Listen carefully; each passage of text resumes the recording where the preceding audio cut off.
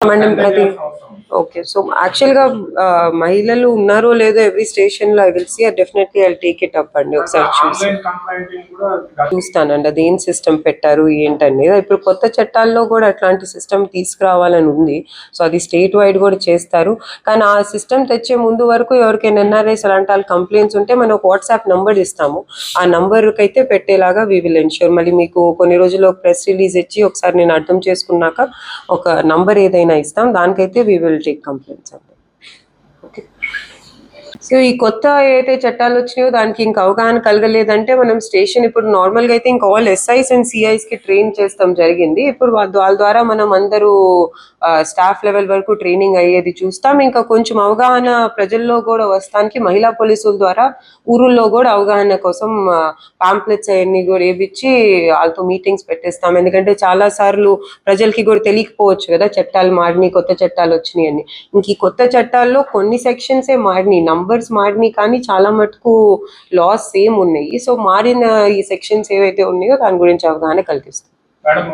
దానికోసం ఆ ఏరియాలో స్పెషల్ గా బీట్స్ పెట్టాలా, లేకపోతే ఆ ఏరియాలో అవేర్నెస్ ప్రోగ్రామ్స్ చేయాలా అనేది దాని మీద చేసుకుంటాం. But we'll definitely take it yes a priority. అసలు ఒక దీనికోసం ఏం యాక్షన్ చేయాలనేది wheel work it out. District లో ఎట్లా ఉందని, ఎట్లా అయితే నాకు తెలిసి ఈ డిస్ట్రిక్ట్ కొంచెం ఇండస్ట్రియల్ డిస్ట్రిక్ట్, చాలా ఎక్కువ ఈ కంపెనీస్ అవన్నీ ఉన్నాయి. సో అక్కడ నుంచి ఏ టైంలో అయినా ఉమెన్ వెళ్ళేటప్పుడు వాళ్ళకి ఇబ్బంది ఉంటే ఆ టైంలో స్పెషల్ గా బీచ్ పెట్టే అవసరం ఉందా, లేకపోతే కాలేజెస్ దగ్గర బీచ్ ఏమైనా పెట్టే అవసరం ఉందా.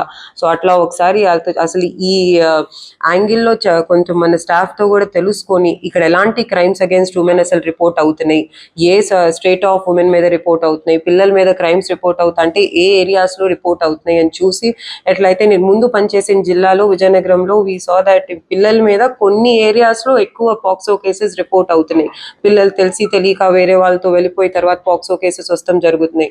సో అలాంటి స్కూల్స్ లో మనం స్పెషల్ డ్రైవ్ తీసుకున్నాం. సో అట్లా అసలు ఈ డిస్ట్రిక్ట్ లో ఎట్లా కేసెస్ రిపోర్ట్ అవుతున్నాయి ఉమెన్ మీద, ఇంకెలాంటి నేను చార్జ్ తీసుకున్నాను.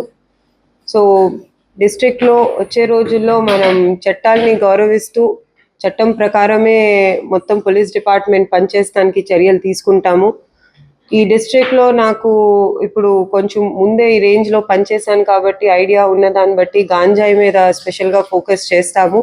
ఈ డిస్ట్రిక్ట్ త్రూ ఎక్కువ ట్రాన్స్పోర్టేషన్ ఉందని చెప్తున్నారు. సో దాని మీద స్పెషల్ గా నిఘా పెట్టి how can we further improve it అనేది వర్క్ చేస్తాము. ఇంకా అట్లాగే గవర్నమెంట్ అనౌన్స్ చేసిన 100 days యాక్షన్ ప్లాన్ లో కూడా ఎలాంటి స్టెప్స్ తీసుకోవాలని తీసుకొని అది ప్రయారిటీగా తీసుకొని దాని మీద వర్క్ చేస్తాం. అది కాకుండా మహిళలు పిల్లలు రక్షణ కోసం కూడా ప్రత్యేకంగా నిఘా పెడతాం జరుగుతుంది.